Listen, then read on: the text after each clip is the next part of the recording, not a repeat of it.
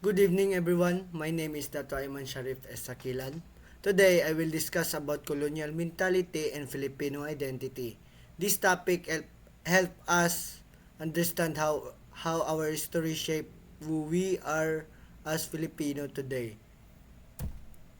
Objectives. Our objectives first to understand what colonial mentality is and where it came from.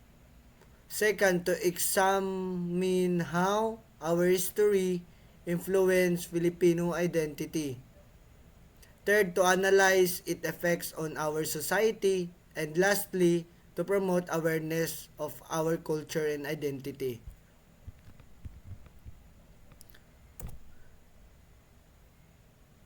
Table of Contents.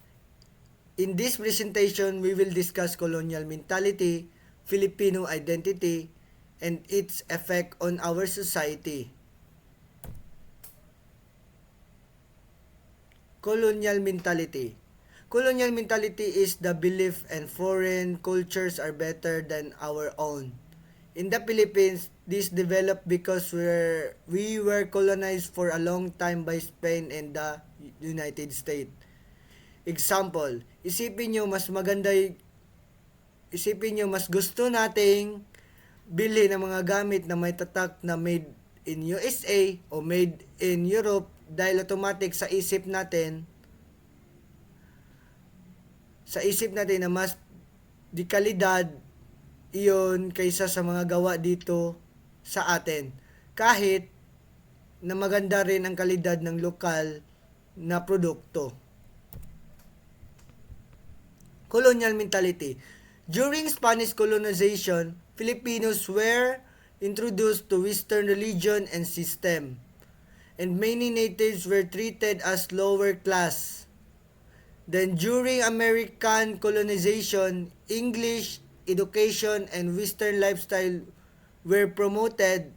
Because of this, many Filipinos started to believe that foreign ways are more advanced, leading to a feeling of inferiority. Example, noong mga panahong iyon, itinuturo na ang pagiging sibilisado ay ang pagtanggap sa kanilang kultura at pagtalikod sa sariling atin. Kaya kung marunong ka mag-English at gumaya sa lifestyle ng mga Amerikano, para kang mas mataas ang estado. Filipino identity. Filipino identity is a mix of our native culture and foreign influences.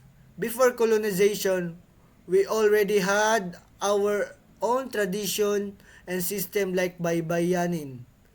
But colonization changed our identity by introducing Christianity and Western practices.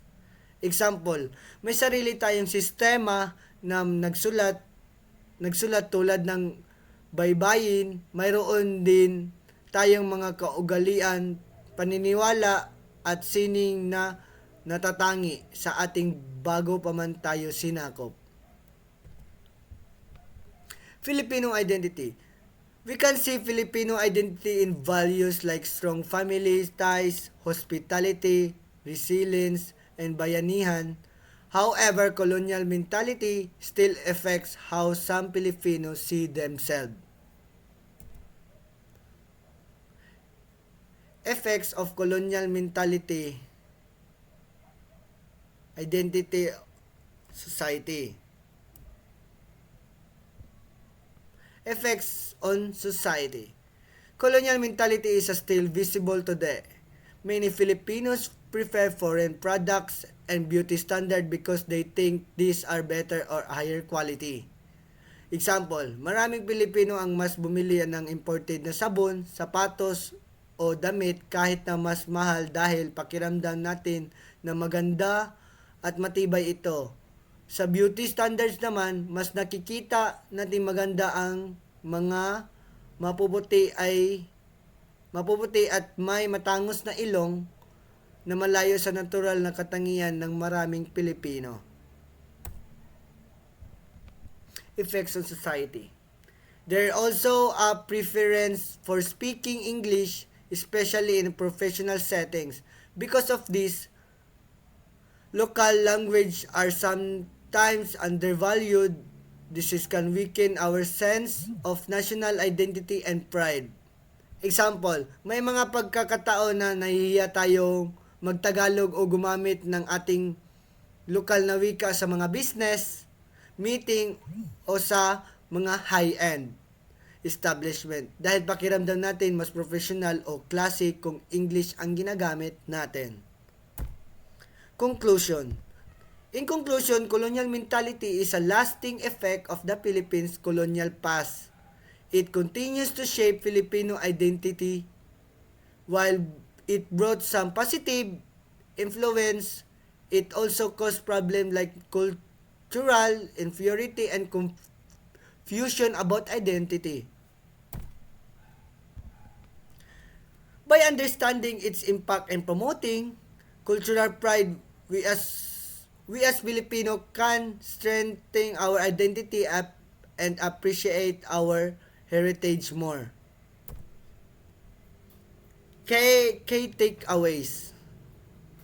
By understand colonial mentality comes from our history or colonization. It affects how Filipino view their culture and identity. Our identity today is a mix of indigenous and foreign influences. Its effects can be seen in our preference, language, and self-perception.